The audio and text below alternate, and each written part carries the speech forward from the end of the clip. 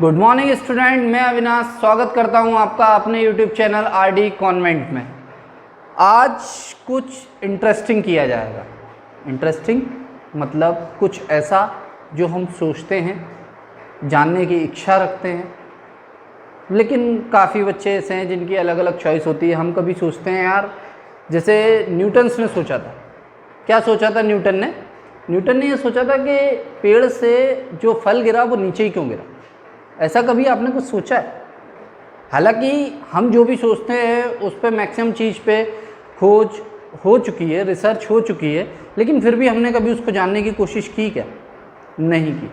तो अगर आपको कुछ जानने की इच्छा है तभी आप उस चीज़ के बारे में बहुत बेहतर तरीके से जान पाएंगे।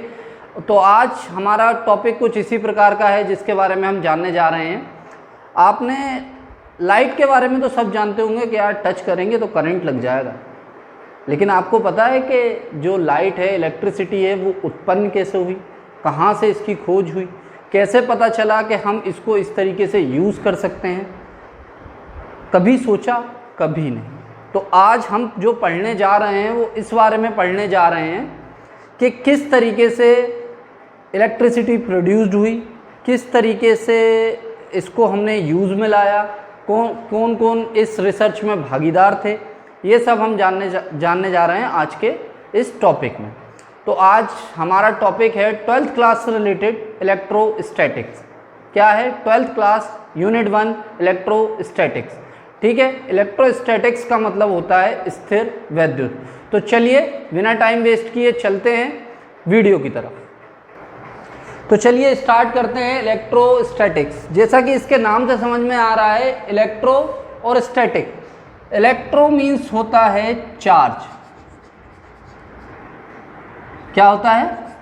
चार्ज। चार्ज को हिंदी में बोलते हैं आवेश। क्या बोलते हैं? आवेश। इलेक्ट्रो मीन्स होता है चार्ज, चार्ज का मतलब होता है आवेश, और स्टैटिक मीन्स होता है रेस्ट। हिंदी में इसको बोलते हैं स्थिर। ठीक है, इलेक्ट्रोस्टैटिक्स में हम पढ़ने जा रहे हैं। अब आप इससे समझ लीजिए कि चार्ज एट रेस्ट। इलेक्ट्रोस्टैटिक्स में हम जितना भी पढ़ेंगे तो उसमें जो चार्ज होगा वो किस कंडीशन में होगा? रेस्ट की कंडीशन में होगा। मूवेबल नहीं होगा, वो एक जगह पे फिक्स्ड होगा, मूव नहीं करेगा। ये बात आपको ध्यान रखनी है। हम जितने भी टॉपिक इसमें पढ़ते जाएंगे उसमें चार्ज मूविंग कंडीशन में नहीं होगा। इलेक्ट्रोस्टैटिक्स मतलब स्थिर, रेस्ट की कंडीशन में हमको इसके ऊपर रिसर्च करनी है या इसके ऊपर पढ़ाई करनी है। ठीक है, तो इलेक्ट्रोस्टैटिक में हम आते हैं आवेश जो कि स्थिर है, उस बारे में हम पढ़ेंगे। इलेक्ट्रोस्टैटिक्स को दो पार्ट में डिवाइड किया गया है। पहला पार्ट है चार्ज एंड इलेक्ट्रिक फील्ड, आवेश एवं विद्युत क्षेत्र। दूसरा है पोटेंशियल एंड कैपेसिटेंस, मतलब आप विभव, विभवांतर एवं संधारित्र। दो पार्ट में डिवाइड किया गया है। आज हम पहले पार्ट की तरफ जाएंगे जिसमें है चार्ज एंड इलेक्ट्रिक फील्ड। अच्छा, चार्ज से पहले मैं एक बात करना चाहूँगा आपसे। आपने कभी सोचा है, जैसा कि आप 9th 10th अपनी छोटी क्लासों से पढ़ते आ रहे हो, कि आप जो अर्थ है उसके ऊपर रहते हो, अंदर नहीं रहते हो, ऊपर रहते हो, तो आप गिरते क्यों नहीं? अब आप बोलेंगे कि ग्रेविटेशनल फोर्स होता है। तो ग्रेविटेशनल फोर्स आता कहाँ से? ग्रेविटेशनल फोर्स ऐसे आता है, देखिए मैं आपको एक चीज़ समझाता हूँ। चार्ज या आवेश से पहले हम बात कर लेते हैं किसकी? मास की। मास क्या होता है? द्रव्यमान। ठीक है, मास होता है द्रव्यमान।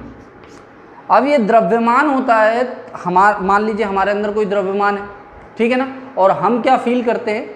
पृथ्वी जो हमारे ऊपर, अर्थ जो हम पे ग्रेविटेशनल फोर्स लगा रही है, वो हम फील करते हैं। ठीक है, तो द्रव्यमान मुझ में भी है, और अर्थ क्यों ग्रेविटेशनल फोर्स लगा रही है? क्योंकि उसके पास भी मास है। तो जिन चीज़ों के पास मास होता है वो अपना फोर्स दिखाते हैं और उसका अनुभव करते हैं, मतलब फील करते हैं। ठीक है, जैसे मान लीजिए कि ग्रेविटेशनल फोर्स, आप हर प्लैनेट का अपना अपना ग्रेविटेशनल फोर्स है, क्योंकि उसके पास खुद का मास है।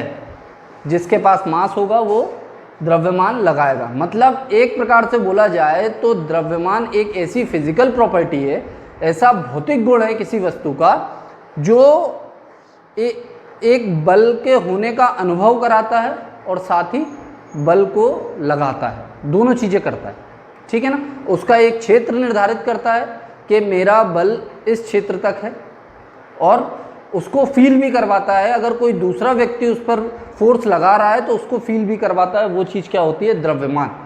तो इसी प्रकार से होता है चार्ज, आवेश। आवेश क्या होता है? एक ऐसी प्रॉपर्टी, किसी वस्तु की या किसी ऑब्जेक्ट की एक ऐसी प्रॉपर्टी जिसके कारण वो विद्युत एवं चुंबकीय क्षेत्र को उत्पन्न करता है, मतलब इलेक्ट्रिक एंड मैग्नेटिक फील्ड को क्रिएट कर देता है, ठीक है ना। उसको हम बोलते हैं आवेश। तो समझ में आया मैं आपको क्या समझाना चाह रहा था द्रव्यमान को लेके, कि जिस प्रकार से द्रव्यमान एक प्रॉपर्टी होती है जो हमें फील करवाती है कि एक ग्रेविटेशनल फोर्स है, ठीक है ना, ऐसे ही चार्ज या आवेश किसी ऑब्जेक्ट की वो प्रॉपर्टी है जो ये फील करवाती है कि इलेक्ट्रिक और मैग्नेटिक फील्ड इस जगह पर मौजूद है, ठीक है। तो इस तरीके से स्टार्ट होता है हमारा आवेश। तो आज हम पढ़ने जा रहे हैं चार्ज एंड इलेक्ट्रिक फील्ड, फिर उसके बाद हम देखेंगे पोटेंशियल एंड कैपेसिटेंस, क्योंकि काफ़ी बड़ा चैप्टर है, लेंदी चैप्टर है, लेकिन काफ़ी इंटरेस्टिंग चैप्टर है। इसके बारे में थोड़ा बहुत मैं बता देता हूँ आपको स्टार्टिंग से, कि इसकी स्टार्टिंग करी थी 6th सेंचुरी में। थेल्स नाम के वैज्ञानिक थे, उनने एक अंबर की रॉड थी, ठीक है, अंबर की रॉड के ऊपर ये मतलब रिसर्च की थी कि उसमें ये प्रॉपर्टी थी कि वो जो छोटे लाइट वेट जो ऑब्जेक्ट थे उनको अपनी तरफ खींचती थी, जैसे पेड़ की पत्तियां हो गई या उसको, लेकिन अंबर की रॉड को उससे पहले रगड़ना पड़ता था, ठीक है, उसको पहले रगड़ दिया जाता था और फिर उसको लेके जाते थे किसी चीज़ के पास। तो वो क्या करती थी, लाइट वेट जो होते थे जैसे कागज़ के छोटे छोटे टुकड़े, पत्तियाँ, इन सबको अपनी ओर आकर्षित करती थी। तो वहाँ से इस क्वालिटी की स्टार्टिंग हुई। अब क्या हुआ, किसी ने इस पर ध्यान ही नहीं दिया, तकरीबन 100 साल तक किसी ने ध्यान नहीं दिया। फिर एक चिकित्सक थे जिनका नाम था विलियम गिलवर्ट, 16th सेंचुरी में आए थे। विलियम गिलवर्ट आए और उन्होंने और ऐसे नए प्रोडक्ट बताए कि प्लास्टिक हो सकती है, रबर हो सकती है, कांच हो सकता है, जो इन चीज़ों को ये क्वालिटी रखता है, मतलब वो भी लाइट वेट के साथ, अगर उनको किसी चीज़ के साथ रगड़ दिया जाए तो वो एक दूसरे को आकर्षित करते हैं। इस प्रकार की खोज की किसने? विलियम गिलवर्ट ने। अब विलियम गिलवर्ट के बाद 1646 में एक वैज्ञानिक आए जिनका नाम था थॉमस ब्राउन। थॉमस ब्राउन ने इस चीज़ को नाम दिया इलेक्ट्रिसिटी। क्या नाम दिया? इलेक्ट्रिसिटी, विद्युत, ठीक है। अब इस चीज़ को नाम दे दिया उन्होंने इलेक्ट्रिसिटी। अब चूंकि इसकी उत्पत्ति किससे हुई थी? अंबर से। तो अंबर को ग्रीक में कहा जाता है इलेक्ट्रा। क्या कहा जाता है? इलेक्ट्रा। तो इस कारण से हमने यहाँ पे यूज़ किया इलेक्ट्रोस्टैटिक। जो वर्ड इलेक्ट्रा यूज़ हो रहा है ये अंबर के कारण यूज़ हो रहा है, इलेक्ट्रा। अब दूसरी चीज़ ये थी कि ये जो चार्ज या आवेश या जो भी क्वालिटी इसमें आ रही थी, ये किसके कारण आ रही थी?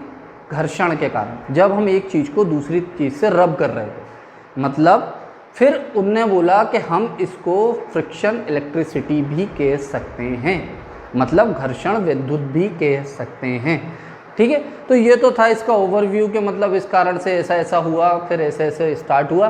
तो अब हम चलते हैं आगे इसी प्रकार से।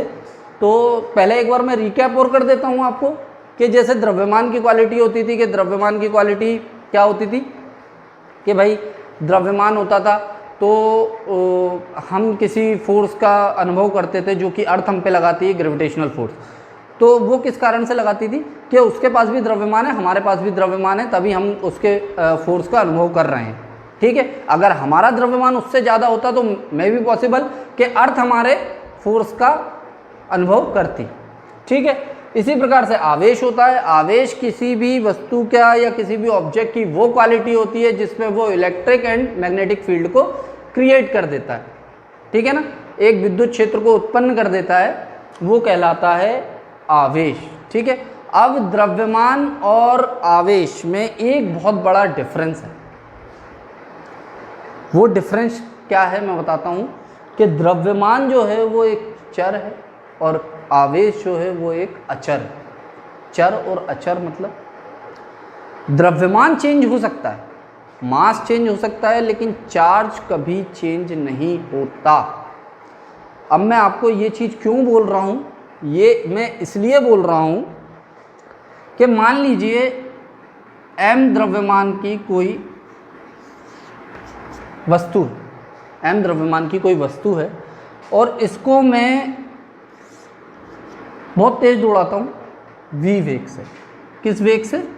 v वेग से। वेलोसिटी जो इसकी है वो v है। तो आइंस्टाइन ने एक इक्वेशन दी।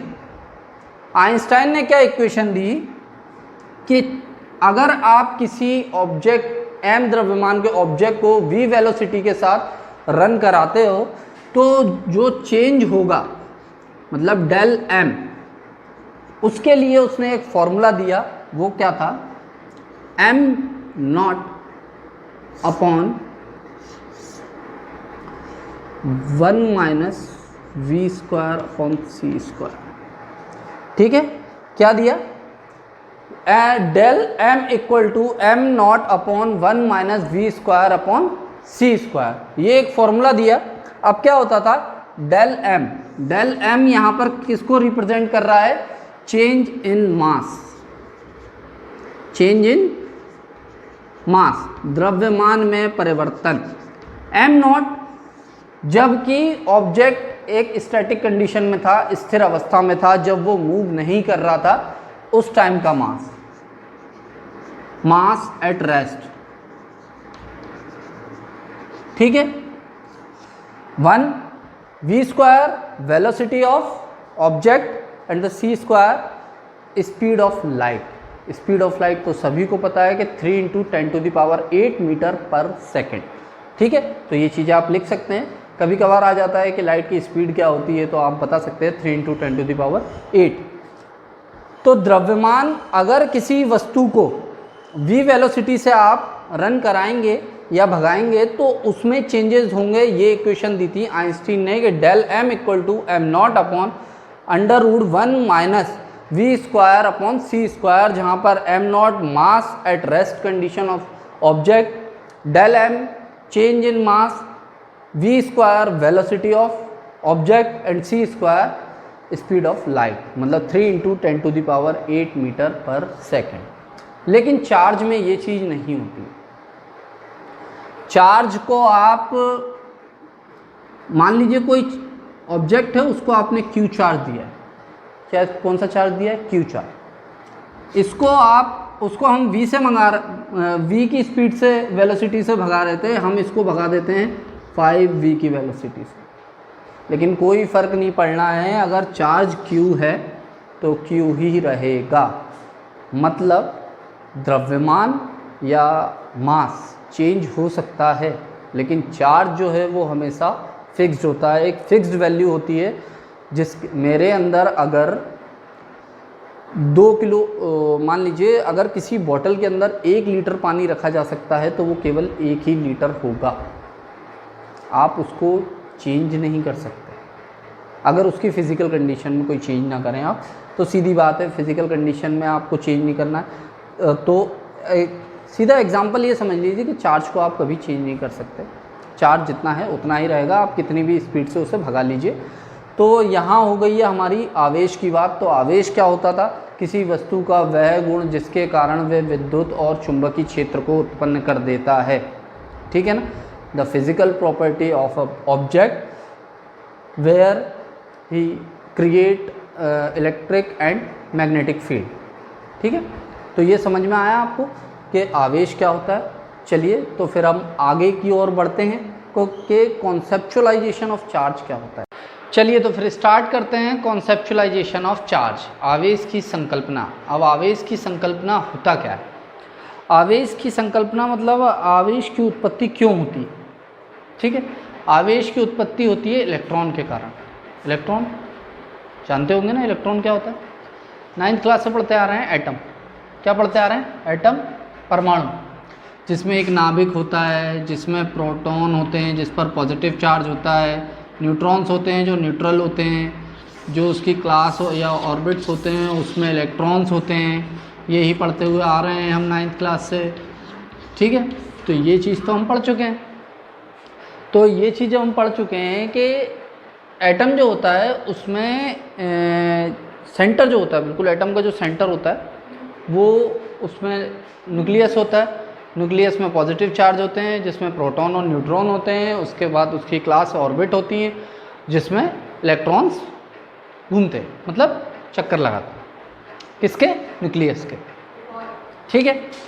अब बात होती है कि चार्ज उत्पन्न कैसे होता है, मतलब इसका कॉन्सेप्चुलाइजेशन क्या है और वो इलेक्ट्रॉन के कारण ही क्यों होता है, ये भी देखेंगे इसी टॉपिक में कि इलेक्ट्रॉन ही ऐसा क्यों, इलेक्ट्रॉन ही उसका रीज़न क्यों है, ठीक है।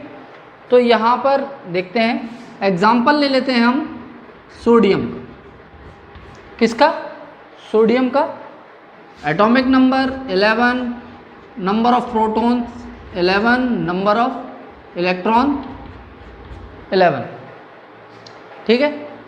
अब जब इसका इलेक्ट्रॉनिक कॉन्फ़िगरेशन किया जाता था, इलेक्ट्रॉन का विन्यास किया जाता था, तो हम करते थे 2 8 8। ये जो हम फर्स्ट s2 2s2 2p6 ऐसे करते थे, तो क्या होता था कि 3s2 3p6, मतलब इसकी तीसरी क्लास में कितने इलेक्ट्रॉन मतलब p क्लास तक का कंप्लीट होने के लिए इसको कितने चाहिए थे? 8 इलेक्ट्रॉन चाहिए होते थे, ठीक है। तो अब क्या होता है कि इसका इसका एटॉमिक नंबर है 11। जब इलेक्ट्रॉनिक नंबर 11 है तो इसका जब इलेक्ट्रॉनिक कॉन्फ़िगरेशन किया गया तो ये हुआ 2 8 8 2 10 और बचा 1 11। हमें कितने चाहिए थे? 8, आए कितने? 1। अब क्या हुआ, स्टेबल एक कंडीशन होती है कि एक स्टेबल कंडीशन होनी चाहिए, मतलब आप कभी एक पैर पर खड़े नहीं होने चाहिए, दोनों पैर पर खड़े हो बिल्कुल स्टेबल, ताकि आपको कोई धक्का भी दे तो आप गिरे नहीं, ठीक है। तो उसी प्रकार से सोडियम को स्टेबल होने के लिए या तो वो 7 इलेक्ट्रॉन को ले लेता, क्योंकि उसे कितना नंबर चाहिए था? 8, या तो वो आउटर मोस्ट क्लास को अपने अष्टक को पूरा करने के लिए उसको या तो वो 7 इलेक्ट्रॉन लेके इसको 8 कर देता या इसको हटा देता, तो यहाँ तक कंप्लीट हो जाता। तो ये होती है स्टेबल्स कंडीशन किसी भी एटम की या किसी भी एलिमेंट की, वो ये स्टेबल्स कंडीशन होती है जहाँ पे वो स्टेबल होता है। तो यहाँ पर अभी इसके पास 1 इलेक्ट्रॉन था, तो मैंने आपको बोला ना, या तो वो 7 इलेक्ट्रॉन ले ले या फिर 1 इलेक्ट्रॉन दे दे। तो भाई 7 लोगों के पास जाके इलेक्ट्रॉन लेने से अच्छा है कि आप जाओ और एक को वो इलेक्ट्रॉन दे आओ। तो इसने क्या करा, 1 इलेक्ट्रॉन रिलीज़ कर दिया अपने पास से, लूज़ कर दिया, तो ये हुआ 2 8। अब ये आ गया एक स्टेबल कंडीशन। क्यों आ गया? क्योंकि ये अपनी सेकंड क्लास को कंप्लीट कर चुका है, ठीक है। ये आ गया स्टेबल कंडीशन में, लेकिन इसने जो इलेक्ट्रॉन दिया, इसने इलेक्ट्रॉन दिया मतलब अपने आप को दिखाया कि मैं तो अमीर इंसान हूँ भाई, क्या हूँ? अमीर इंसान हूँ। तो इसने भैया 1 इलेक्ट्रॉन यहाँ से रिलीज़ कर दिया, तो लोगों के दिमाग में आ गया कि भाई ये बहुत अच्छा इंसान है, दान पुण्य करता रहता है, तो उसको पॉजिटिव नज़र से देखने लगे। किस नज़र से देखने लगे? पॉजिटिव नज़र से देखने लगे। मतलब सोडियम के ऊपर कौन सा चार्ज आ गया है? Positive charge. क्या आ गया? Positive charge.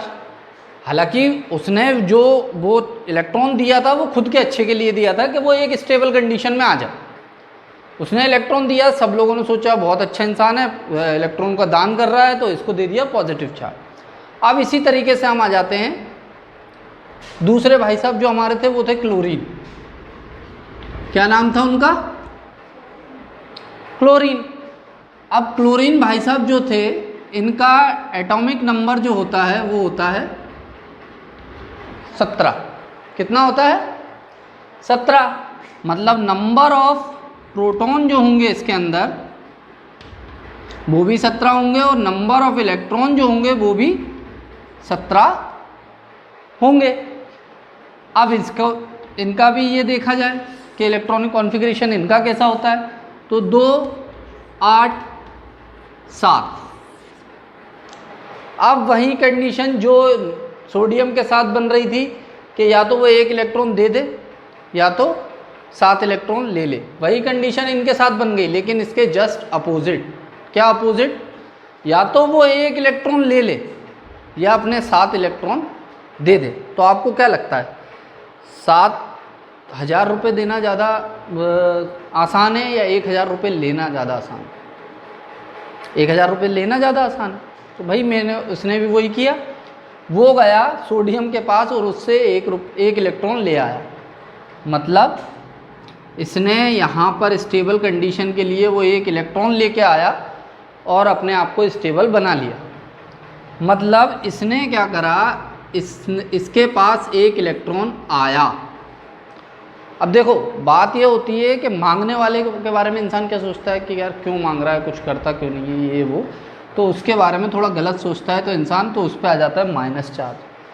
क्या आ जाता है? Minus charge.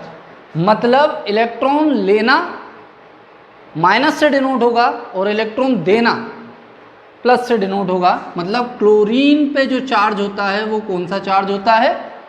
माइनस चार्ज होता है। तो अब बात ये आई कि भाई इलेक्ट्रॉन ही इधर उधर क्यों होते हैं? इलेक्ट्रॉन ही इधर उधर क्यों होते हैं? हालांकि ऐसा आप लोगों ने सोचा नहीं होगा, ये तो मैं खुद ही बता रहा हूं कि इलेक्ट्रॉन ही इधर उधर क्यों होते हैं, प्रोटॉन क्यों नहीं होते। इसका भी एक बहुत बड़ा रीज़न है कि इलेक्ट्रॉन ही इधर उधर क्यों होते हैं, प्रोटॉन क्यों नहीं होते हैं। तो वो देखिए आप,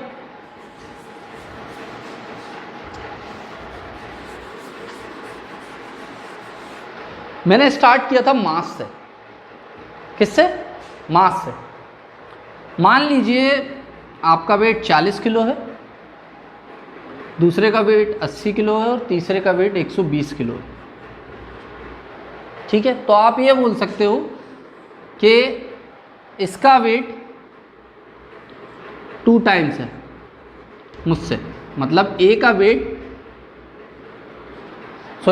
का वेट ए से 2 टाइम्स है। इसी प्रकार से आप ये भी बोल सकते हो कि भाई सी का वेट ए से 3 टाइम्स है। ठीक है, तो यही पोजीशन कहाँ पे लग जाती है आके? यहाँ पर। क्यों लग जाती है? देखिए, जो इलेक्ट्रॉन का वेट है, ठीक है, और जो प्रोटॉन का वेट है, उन दोनों में बहुत ज़्यादा डिफरेंस होता है। कैसा डिफरेंस होता है कि प्रोटॉन का वेट इक्वल टू होता है 1837 टाइम्स ऑफ इलेक्ट्रॉन वेट। इतने टाइम्स ज़्यादा होता है प्रोटॉन का वेट। ठीक है, तो इसलिए वो मूव नहीं करते। दूसरी चीज़, वर्ल्ड का सबसे पावरफुल फोर्स कौन सा है? सबको पता है? पता है? अरे बताओ ना भाई। Nuclear force. कौन सा? Nuclear force. नाभिकीय बल। कौन सा बल होता है? नाभिकीय बल, जिसका एरिया तो कम होता है लेकिन पावर बहुत ज़्यादा होती है। ग्रेविटेशनल फोर्स वर्ल्ड का वीकेस्ट फोर्स है, उसी प्रकार से वर्ल्ड का मोस्ट पावरफुल फोर्स कौन सा है? न्यूक्लियर फोर्स, जिसकी रेंज कम होती है लेकिन पावर बहुत ज़्यादा होती है। ग्रेविटेशनल की रेंज बहुत ज़्यादा होती है लेकिन पावर बहुत कम होती है। तो जो न्यूक्लियर में प्रोटॉन है, इनके ऊपर एक फोर्स एग्जिस्ट होता है। वो कौन सा फोर्स होता है? न्यूक्लियर फोर्स, जिस कारण से वो मूव नहीं कर पाते। तो अगर आपसे आगे कोई पूछता है कि इलेक्ट्रॉन ही कारण क्यों है आवेश की संकल्पना के, तो उनसे ये बोलना कि इलेक्ट्रॉन आवेश की संकल्पना के कारण इसलिए हैं, या कॉन्सेप्चुलाइजेशन ऑफ चार्ज के रीजन इसलिए हैं क्योंकि वो वेट में 1837 टाइम्स कम होते हैं प्रोटॉन से। ठीक है, साथ में प्रोटॉन के ऊपर जो होता है न्यूक्लियर फोर्स लगा होता है, जिसके कारण वो मूव नहीं कर सकते, इलेक्ट्रॉन्स मूव कर सकते हैं। इस कारण से बना कॉन्सेप्चुलाइजेशन ऑफ चार्ज। मतलब अब आपको ये समझ में आया कि चार्ज किस तरीके से लिया जा सकता है, किस तरीके से दिया जा सकता है, और क्यों दिया जाता है और क्यों लिया जाता है। ठीक है, तो ये तो हो गया हमारा कॉन्सेप्चुलाइजेशन ऑफ चार्ज। अब इसी से हम ये समझ सकते हैं कि चार्ज के प्रकार क्या होते हैं। भाई सीधी बात है, वो पॉजिटिव था तो पॉजिटिव चार्ज, वो नेगेटिव था तो नेगेटिव चार्ज। मतलब चार्ज के दो प्रकार हैं, एक है धनावेश और दूसरा है ऋणावेश। मतलब पॉजिटिव चार्ज और नेगेटिव चार्ज, ये चार्ज के टाइप है। समझ में आया? अब ये हमारे हो गए चार्ज के टाइप। अब ये आपस में एक दूसरे से कैसा बिहेव करते हैं, आपस में एक दूसरे से कैसा बिहेव करते हैं ये देखना होता है कि भाई हर व्यक्ति की एक प्रॉपर्टी होती है, इसी प्रकार से चार्ज की भी कुछ प्रॉपर्टीज़ होती हैं। तो चार्ज की प्रॉपर्टीज़ कैसे होती हैं ये देखते हैं हम। चार्ज की प्रॉपर्टी क्या होती है, ऐसे समझिए कि एक, इससे पहले मैं थोड़ा सा बता देता हूँ ओवरव्यू। जो पुराने साइंटिस्टों ने किया था, उनने क्या किया था कि एक कांच की छड़ को रेशम के कपड़े पे रगड़ा। किसके कपड़े पे रगड़ा? जो ग्लास की रॉड थी उसको सिल्क के जो क्लॉथ थे उस पर रब किया। अब जब उसके क्लॉथ पे रब्ड किया तो क्या होता है, ग्लास पर पॉजिटिव चार्ज आ जाता है। कौन सा चार्ज आ जाता है? Positive charge. मतलब सीधी बात है, अगर ग्लास पर पॉजिटिव चार्ज आ रहा है तो सिल्क के जो कपड़े थे उस पर कौन सा चार्ज आया होगा? नेगेटिव। ध्यान रखिएगा ये चीज़। अब उसने क्या करा कि दो रॉड ली ग्लास की, दोनों को सिल्क के कपड़े पर रगड़ा और फिर उसने एक रॉड को यहाँ फिक्स करा जिस पर पॉजिटिव चार्ज है। ठीक है, और दूसरी रॉड को उसके पास लेके आया जिस पर भी पॉजिटिव चार्ज था। अब हुआ क्या, जैसे ही वो इस रॉड को इस रॉड के पास लेके गया तो ये रॉड इस डायरेक्शन में घूम गई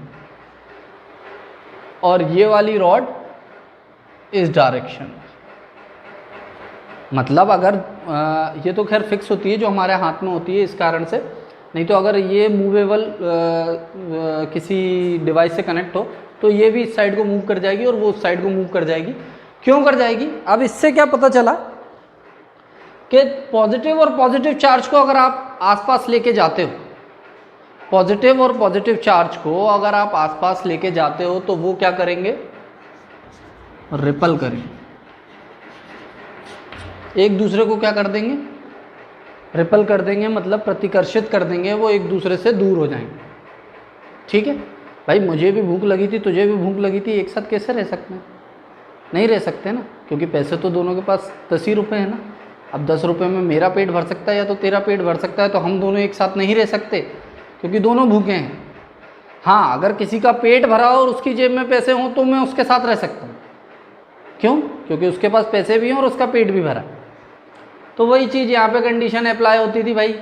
अब उसने कहा हो सकता है कि कांच की रॉड है इसलिए ऐसा हो रहा, तो उसने उठाई एबोनाइट। क्या होती है? एबोनाइट की एक रॉड उठाई, एक पदार्थ होता है एबोनाइट। एबोनाइट की एक रॉड उठाई, एबोनाइट की रॉड को उसने फिर से रब किया। किससे रब किया? वुलन के क्लोथ्स के साथ, ऊन के कपड़े के साथ। ऊन के कपड़े से साथ उसने रब करने के बाद फिर वही चीज़ की। अब क्या हुआ, जब एबोनाइट को वुलन से रगड़ा गया तो इस पर आ गया नेगेटिव चार्ज। कौन सा चार्ज आ गया? Negative charge. और दूसरी रॉड उसने इसके पास लेके आया जिस पर भी था नेगेटिव चार्ज। फिर वही चीज़ हुई, ये रॉड इस साइड घूम गई और ये रॉड इस साइड को आ गई, मतलब फिर से रिपल्सन हुआ।